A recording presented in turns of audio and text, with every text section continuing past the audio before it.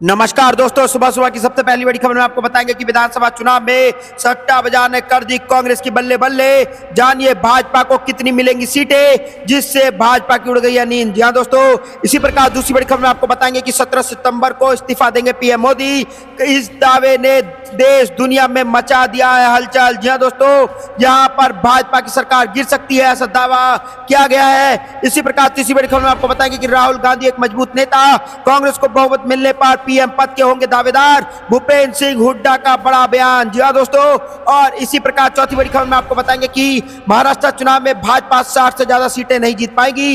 NCP SP नेता रोहित पवार का बड़ा दावा। और इसी प्रकार पांचवी बड़ी खबर में आपको बताएंगे कि नीतीश और नायडू ने किया बर्फ बिल के विरोध का वादा। मौलाना अरशद मदनी का दावा। तो दोस्तों, यहाँ पे होने जा रहा है बड़ा खेल। आपको क्या कुछ लगता है कि आपको भी लगता है कि सितंबर में गिर जाएगी भाजपा की सरकार? आपको जो भी कुछ लगता है कमेंट में जरूर बताइएगा। इस वीडियो को लाइक, चैनल को सब्सक्राइब करके रख लीजिए और कमेंट में जय हिंद जो लिखेगा। रुक करते हैं पहली खबर की तरफ। विधानसभा चुनाव में सट्टा बाजार ने कर दी कांग्रेस की बल्ले बल्ले। जानिए बीजेपी को मिलेगी कितनी सीटें। जी हां दोस्तों, यहाँ पर बड़ी खबरें सामने आ रही है कि हरियाणा विधानसभा चुनाव को लेकर के सट्टा बाजार का यहाँ पर सुरूर अपने पूरे सवा पर है। विधानसभा की 90 सीटों वाले इस राज्य में जीत हार पर बाजी भी लगानी शुरू हो गई है। चुनाव का परिणाम 4 अक्टूबर को आएगा, लेकिन सट्टा बाजार में भविष्य पर दांव खेला जा रहा है। फलौदी डबवाली से लेकर मुंबई के सट्टा बाजार तक मामला गर्म है। इस बार कांग्रेस जीत रही है या भाजपा, इसका भी अनुमान लगाना शुरू हो गया है। आम आदमी पार्टी पर भी दांव इस बार बड़ा है। तो दोस्तों, यहाँ पर बड़ी खबर सामने आ रही है और सट्टा बाजार ने साफ साफ यहाँ पर आंकड़े बता रहे हैं कि हरियाणा विधानसभा चुनाव में कांग्रेस को हराना अब की बार किसी भी पार्टी के लिए मुश्किल है।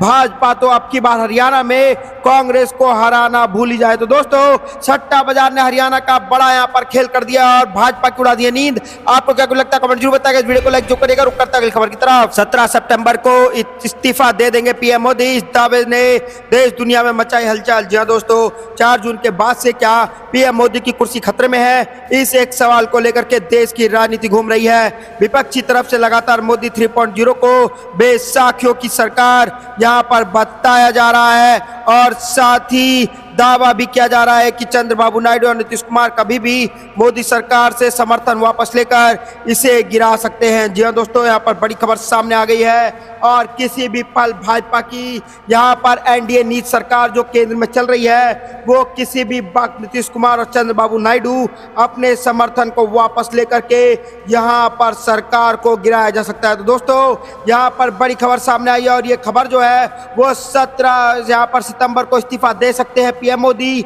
और ये दावा जो है पूरे देश में सर्कुलेट हो रहा है, जिसने यहाँ पर विपक्ष और केंद्र शासित में जो सरकार चल रही है भाजपा की, उन सब की नींद उड़ा रखी है कि आखिरकार क्या होगा और एनडीए को लग सकता है बड़ा झटका। तो दोस्तों, आपको क्या लगता है कमेंट जरूर बताएगा। वीडियो को लाइक जो करेगा। रुक करता अगली खबर की तरफ। राहुल गांधी एक मजबूत नेता, कांग्रेस को बहुमत मिलने पर पीएम मोदी के होंगे दावेदार। भूपेंद्र सिंह हुड्डा। जी हां दोस्तों, यहाँ पर बड़ी खबर आ रही है सामने कि हरियाणा विधानसभा चुनाव को लेकर के सियासी सरगर्मियां तेज है। इसी कड़ी में कांग्रेस पार्टी के वरिष्ठ नेता और प्रदेश के पूर्व मुख्यमंत्री भूपेंद्र सिंह हुड्डा ने INS से खास बातचीत में कई मुद्दों पर खुलकर अपनी राय जाहिर की है और मुख्यमंत्री पद पर उनकी दावेदारी के सवाल पर भूपेंद्र सिंह हुड्डा ने कहा कि कांग्रेस पार्टी की एक प्रक्रिया है, उनके अनुसार ही फैसला होता है। उन्होंने कहा कि पहले यहाँ पर विधायक चुने जाएंगे, उसके बाद यहाँ पर ऑब्जर्वर आएंगे, हर विधानसभा से उनकी इच्छा पूछी जाएगी, इसके बाद हाई कमान को रिपोर्ट करेंगे, फिर पार्टी का जो फैसला होगा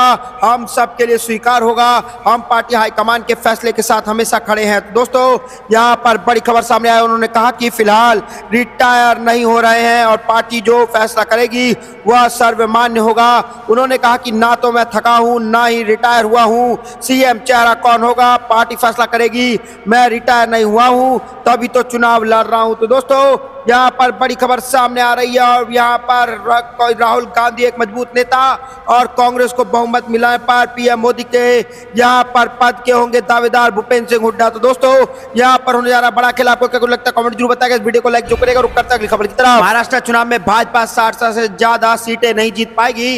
एनसीपी एसपी नेता रोहित पवार का दावा। जी हां दोस्तों, यहां पर बड़ी खबर सामने आ रही है कि महाराष्ट्र में इस साल अक्टूबर नवंबर में विधानसभा चुनाव होने वाला है। इस चुनाव को लेकर के राकांपा एसपी नेता रोहित पवार ने भाजपा के प्रदर्शन को लेकर के बड़ा दावा किया है। उन्होंने कहा कि राज्य में भाजपा 60 से ज्यादा सीटें नहीं जीत पाएगी। उन्होंने चुनाव की तारीख को लेकर के भी बड़ा बयान दिया है। उन्होंने कहा है कि महाराष्ट्र में चुनाव जम्मू कश्मीर के साथ होने वाला था, लेकिन भाजपा डरी हुई है। विशेषज्ञों का मानना है कि चुनाव 26 नवंबर से पहले होगा, लेकिन शायद इसे दिसंबर तक के लिए स्थगित किया जा सकता है। तो दोस्तों, यहां पर बड़ी खबर सामने आ रही है महाराष्ट्र विधानसभा चुनाव से, और महाराष्ट्र विधानसभा चुनाव में भाजपा 60 से ज्यादा सीटें नहीं जीत पाएगी, और एनसीपी एसपी नेता रोहित पवार ने कर दिया ये दावा। जी हां दोस्तों, और यहां पर एनडीए और भाजपा की उड़ गई है नींद, क्योंकि जिस भाजपा ने यहां पर जनता की चुनी सरकार को खरीद करके बना लिया था, वही जनता भाजपा और एनडीए को जवाब देने जा रही है। तो दोस्तों, आपको क्या लगता है कमेंट जरूर बताइएगा। इस वीडियो को लाइक जो करिएगा। रुक करता अगली खबर की तरफ। नीतीश और नायडू ने किया बर्फ बिल के विरोध का वादा,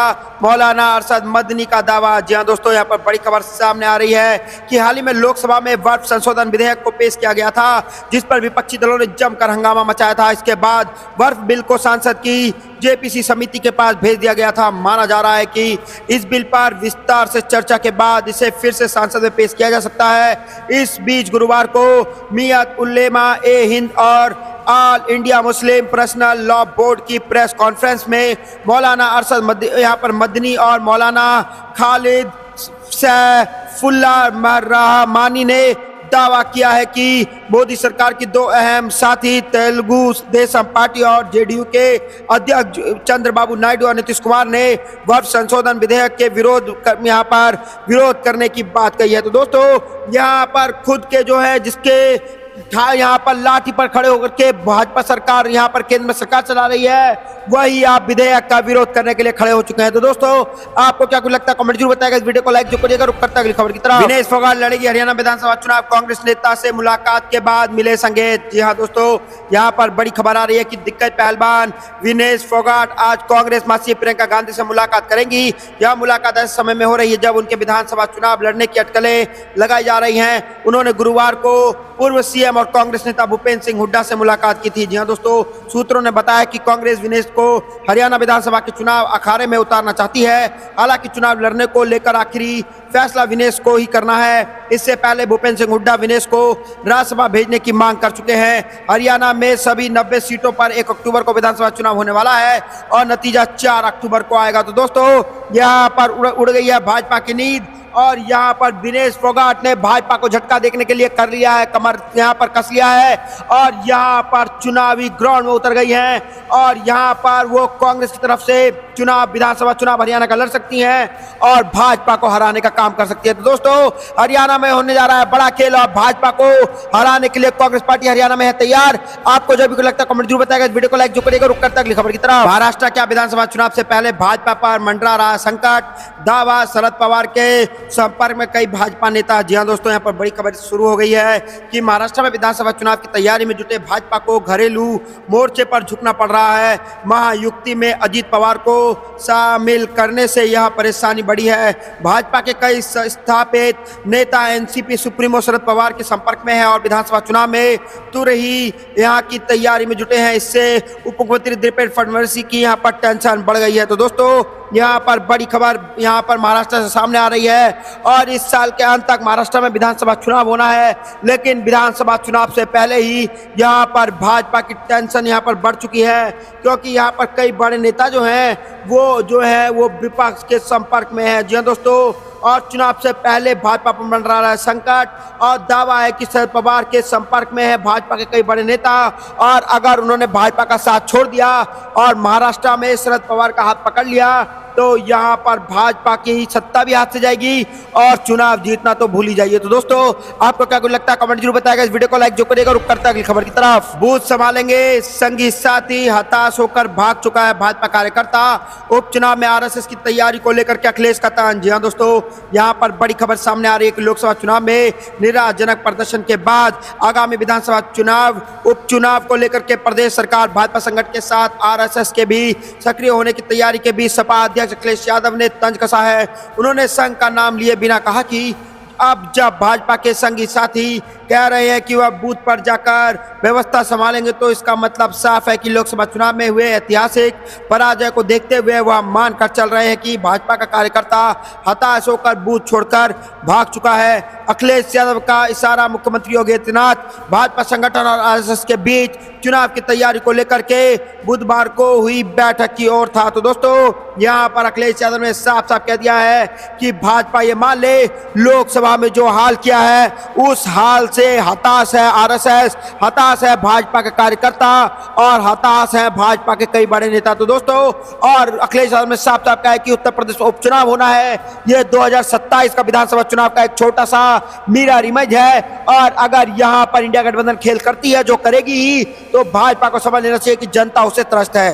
तो दोस्तों, आपको क्या कुछ लगता है कमेंट जरूर बताएगा। इस वीडियो को लाइक जो करेगा, रुक करता अगली खबर की तरफ। भाजपा नेता की मिली भगत से गुजरात में चल रहा है नशीला दवाओं का कारोबार, अमित चावड़ा ने सरकार पर लगाए गंभीर आरोप। जी हां दोस्तों, गुजरात में कांग्रेस विधायक दल के नेता अमित चावड़ा ने गुरुवार को आरोप लगाया कि सत्ताधारी भाजपा नेता की मिली भगत से राज्य में नशीले दवाओं का कारोबार चल रहा है और यहाँ पर प्रतिबंध के बावजूद यह शराब पानी से ज्यादा उपलब्ध है। जी हां दोस्तों, विधानसभा में मानसून सत्र के दूसरे दिन कांग्रेस विधायकों के निलंबन के बाद उन्होंने मीडिया से बात करते हुए यह बात कही। विधानसभा अध्यक्ष शंकर चौधरी ने सदन में वॉक आउट करने के बाद 11 कांग्रेस विधायकों को एक दिन के लिए निलंबित कर दिया।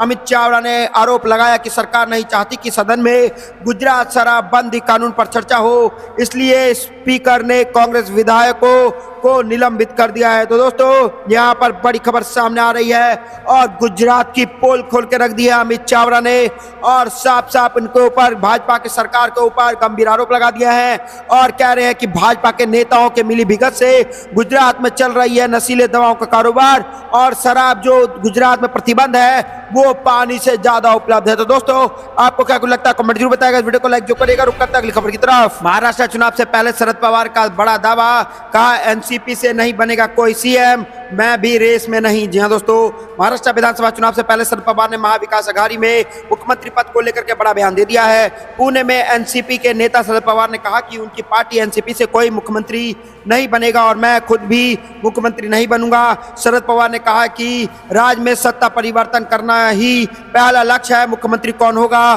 कौन नहीं होगा यह सवाल अभी खड़ा करना उचित नहीं है। जी दोस्तों, शरद पवार ने कहा कि मेरी पार्टी में कोई मुख्यमंत्री पद को लेकर के इच्छुक नहीं है, ना ही हम किसी का चेहरा प्रोजेक्ट करना चाहते हैं। हम चाहते हैं कि राज्य में सत्ता परिवर्तन हो, हम जनता के भलाई के लिए अच्छा सरकार देना चाहते हैं। सत्ता परिवर्तन करना हमारी पहली प्राथमिकता है। अभी मुख्यमंत्री कौन होगा कौन नहीं सवाल खड़े करने का कोई मतलब नहीं है। हमारे में से तो कोई नहीं होगा, मैं तो बिल्कुल नहीं रहूंगा। सत्ता यहाँ पर जनता सत्ता परिवर्तन करना चाहती है और उसी पर हमें ध्यान केंद्रित करना होगा। तो दोस्तों, यहाँ पर महाराष्ट्र से बड़ी खबर आ रही है और सत्ता परिवर्तन करने के लिए महाविकास आघाड़ी खड़ी है। आपको जो भी लगता है कमेंट जरूर बताएगा। इस वीडियो को लाइक चैनल को सब्सक्राइब कर लीजिए और कमेंट में जय हिंद जरूर लिखिएगा।